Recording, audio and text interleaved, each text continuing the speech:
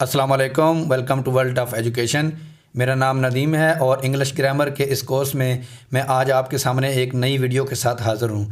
जैसा कि आप सबको मालूम है, इंग्लिश ग्रामर के अपने कोर्स में हमने सबसे पहले पार्ट्स ऑफ स्पीच को शुरू किया हुआ है, तो उस पे ऑलरेडी मैं वीडियो बना चुका हूँ नॉन प्रोनाउन एडजेक्टिव के बारे में। अगर आपने वो वीडियोज़ नहीं देखी तो नीचे डिस्क्रिप्शन में उनका लिंक मिल जाएगा, आप उस लिंक पे क्लिक करके वो वीडियोस देख सकते हैं, या ऊपर आई कार्ड में मैं उसका लिंक डाल दूंगा, आप आई के निशान पे क्लिक करके भी वो वीडियोस देख सकते हैं। तो चलिए आज की अपनी वीडियो शुरू करते हैं। सब्सक्राइब कर दीजिए वर्ल्ड ऑफ एजुकेशन चैनल को और बेल आइकन को दबा दीजिए ताकि एजुकेशन से रिलेटेड नई आने वाली वीडियो आप तक आसानी से पहुंच सके। तो सबसे पहले हम वर्ब की डेफिनेशन देखते हैं।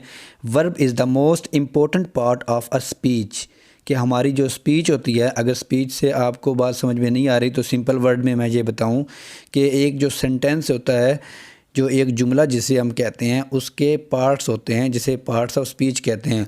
हम जो भी बात करते हैं उसके कुछ पार्ट्स होते हैं, जब उनको हम तहरीरी शक्ल में लिखते हैं, एक सेंटेंस बनाते हैं, मैंने पिछली वीडियोस में ये डिस्कस किया था। तो उस सेंटेंस में जितने भी पार्ट्स होते हैं उसमें मोस्ट इम्पोर्टेंट पार्ट जो होता है वो वर्ब होता है। Without a verb a sentence would not possible, कि एक वर्ब के बग़ैर जो जुमला होगा वो नामुकम्मल होगा। एक वर्ब के बग़ैर जुमला मुकम्मल नहीं हो सकता। Simply put, this is a word that shows an action और state of being of the subject in a sentence, कि ये वो वर्ड है या वो लफ्ज़ है। सिंपली मैं ये बताऊं कि ये जो वर्ब होता है ये एक ऐसा जुमला होता है जो कि सब्जेक्ट यानी हमारा होता है, उसके एक्शंस को शो करता है और उसकी मौजूदगी को सेंटेंस में ये शो करता है कि सब्जेक्ट कौन से एक्शन कर रहा है, जिससे हमें पता चलता है कि सब्जेक्ट भी सेंटेंस में मौजूद है। यानी जो सब्जेक्ट के एक्शंस को शो करता है या उसकी पोजीशंस को, उसकी एग्जिस्टेंस को शो करता है, ये लफ्ज़, उसको हम वर्ब कहते हैं।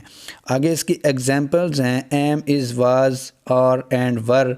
ये इसकी हेल्पिंग वर्ब्स की एग्जांपल्स हैं, जिसको मैं आगे जाके डिस्कस करूंगा कि हेल्पिंग वर्ब कौन से होते हैं और मेन वर्ब कौन से होते हैं।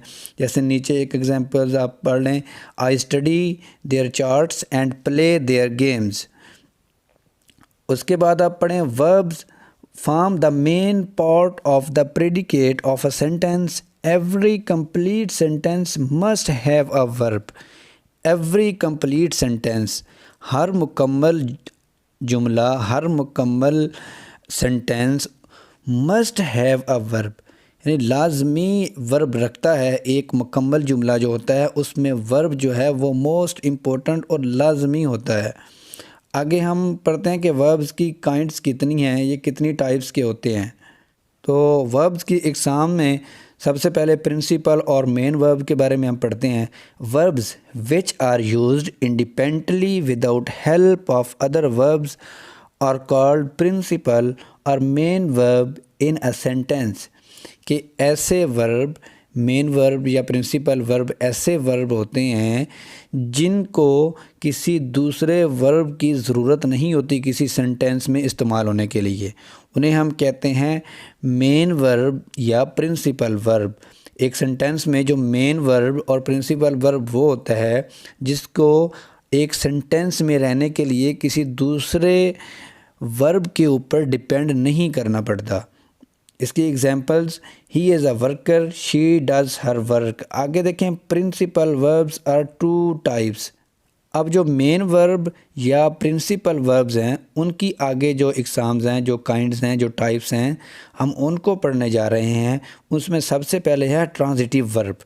Transitive verb is an action verb, कि जो ट्रांजिटिव वर्ब है ये एक एक्शन वर्ब है दैट रिक्वायर्स, जो कि जिसको ज़रूरत होती है, वन और more object which receives the action, कि जो ये ट्रांजिटिव वर्ब है ये ज़रूरत होती है इसको ऑब्जेक्ट की, कम से कम एक ऑब्जेक्ट हो या उससे ज़्यादा हो, तो उसके साथ जो वर्ब इस्तेमाल होगा। जब किसी जुमले में हम देखेंगे कि ऑब्जेक्ट हो, एक हो या दो हो या एक से ज़्यादा हो, और उसके साथ वर्ब भी हो, एक एक्शन वर्ब भी हो, तो हम उस वर्ब को हम कहेंगे कि ये ट्रांजिटिव वर्ब है। और नीचे देखें, इसकी एग्जांपल देखें, ही रीड्स द बुक, इसमें verb with the object the book, यानी कि he reads the book, reads ये हमारे पास वर्ब आ गया, द ऑब्जेक्ट कौन हमारे पास आ गया, द बुक, ये है हमारे पास ऑब्जेक्ट। तो ये जो रीड्स है ये ट्रांजिटिव वर्ब है, और ये जो सेंटेंस है इसे हम कहेंगे ट्रांजिटिव सेंटेंस, क्योंकि इसमें ऑब्जेक्ट भी मौजूद है और हमारे पास वर्ब भी मौजूद है, तो ये एक ट्रांजिटिव सेंटेंस हो गया। अब इसकी दूसरी टाइप आप देखें, वो है इनट्रांजिटिव वर्ब। तो ये बेसिकली इसके उल्ट होगा, जैसे हमने ऊपर पढ़ा है उसके उल्ट ये इनट्रांजिटिव वर्ब होगा। ये देखें, intransitive verb is an action verb that requires no direct object in the sentence.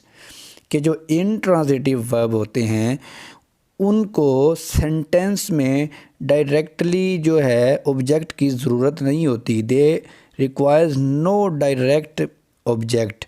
इसकी एग्जांपल आप देखें, ही रीड्स, अब ये देखें ही रीड्स वो पढ़ता है, द सन सेट, इसमें देखें ऑब्जेक्ट नहीं है। जैसे ऊपर वाले जुमले में हमने पढ़ा था ही रीड्स द बुक, तो उसमें बुक जो था वो ऑब्जेक्ट था, तो वो ट्रांजिटिव वर्ब बन गया।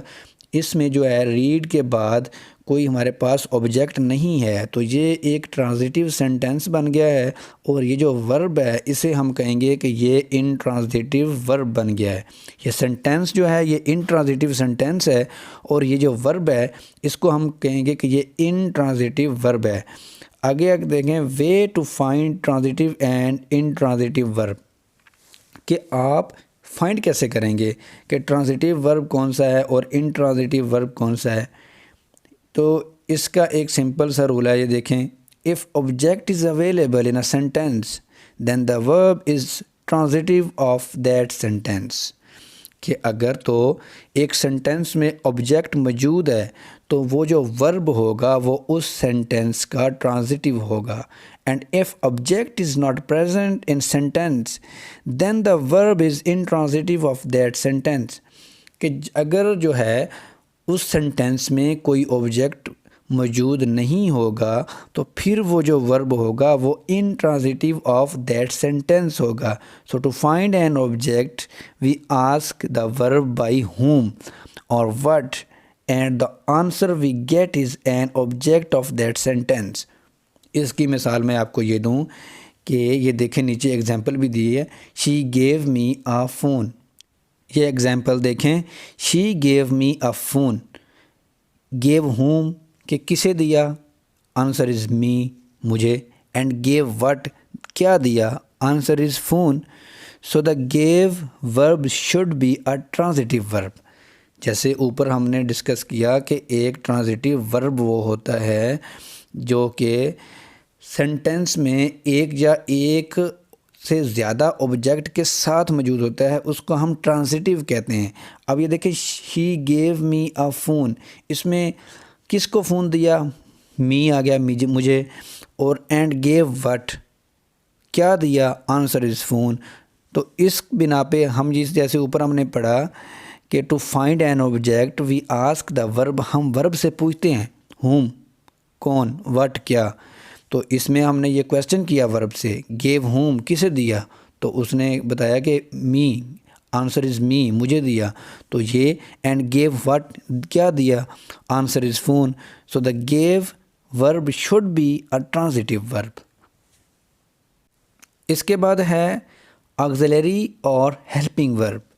हेल्पिंग वर्ब का मैं आपको बता दूं कि हेल्पिंग वर्ब का इस्तेमाल ज़्यादातर ऐसे सेंटेंस में होता है जब हम किसी जुमले को सवालिया या मनफी बनाते हैं। तो एक बात आप ज़हन में बिठा लें कि कोई भी जुमला हो, वो किसी भी टेंस का हो, उसको जब हम सवालिया या मनफी जुमला बनाएंगे तो उसमें हेल्पिंग वर्ब मस्ट होंगे। हेल्पिंग वर्ब के बगैर ना तो कोई जुमला सवालिया बन सकता है और ना ही मनफी बन सकता है। तो अब देखें कि हेल्पिंग वर्ब कौन से होते हैं, इसकी डेफिनेशन देखें। Verbs which help a principal verb to form a sentence are called auxiliary or helping verb. कि ऐसे वर्ब जो हेल्प करते हैं मेन वर्ब को एक सेंटेंस को फॉर्म करने में, बनाने में, उसको क्या कहते हैं, हेल्पिंग वर्ब कहते हैं। जैसे मिसाल के तौर पर she is singing a song, दूसरी एग्जांपल में she is doing her job, तीसरी एग्जांपल में देखें everybody are facing many problems here, कि यहाँ पे आप देखें इन तीनों सेंटेंस में इज़ जो है पहले और दूसरे सेंटेंस में, एंड आर जो कि तीसरे सेंटेंस में है, are the main verb sing do face, helping कर रही हैं, मदद कर रहे हैं किन की, सिंग की, डू की, फेस की।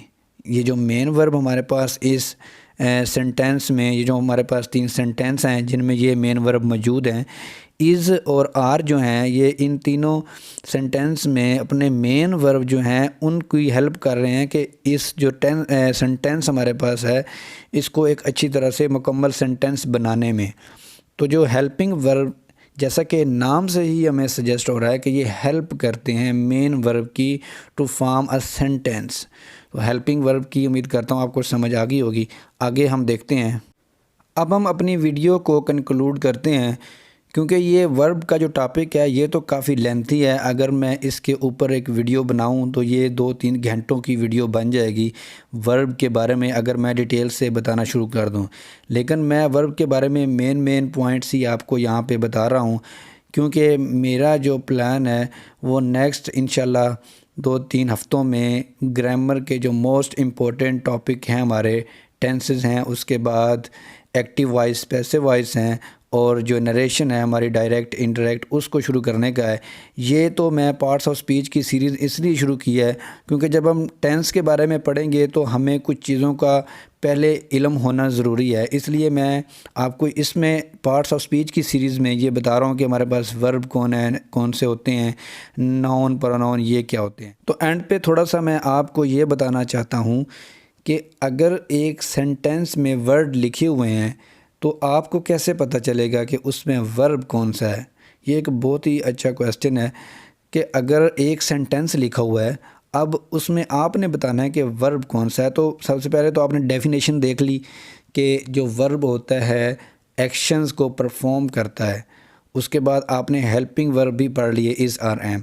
लेकिन इसके बावजूद भी अगर किसी ने ये देखना हो, किसी को प्रूफ करना हो अपने कि ये वर्ब है इस सेंटेंस में, तो कैसे करेंगे। तो आपने सिंपली उसकी डेफिनेशन ये है कि एक जो वर्ब होता है वो एक वक्त के को बयान कर रहा होता है, कि जो सेंटेंस होता है उसमें उस वक्त को बयान कर रहा होता है कि वो माजी का है, वो मौजूदा है सेंटेंस, वो मुस्तकबिल का है। तो आपने सिंपली ये करना है कि जैसे एक सेंटेंस है, मैं आपके सामने ये सेंटेंस बोलता हूँ कि आई प्ले क्रिकेट, मैं क्रिकेट खेलता हूँ। ये सेंटेंस है प्रेजेंट इंडेफिनिट टेंस का। आपने सिंपली उसका जो टाइम है वो चेंज कर देना है, आपने उसको प्रेजेंट से पास्ट में कर देना है। जब हम पास्ट में कर देंगे तो ये कैसा सेंटेंस बनेगा, मैं क्रिकेट खेलता था।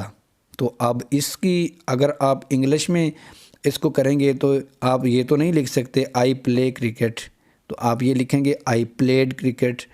तो जब आप किसी सेंटेंस में टाइम को चेंज करेंगे, ज़माने को बदलेंगे, तो जो वर्ड उसके अमल से, उस अमल से जो वर्ड चेंज होगा उसको हम वर्ब कहेंगे।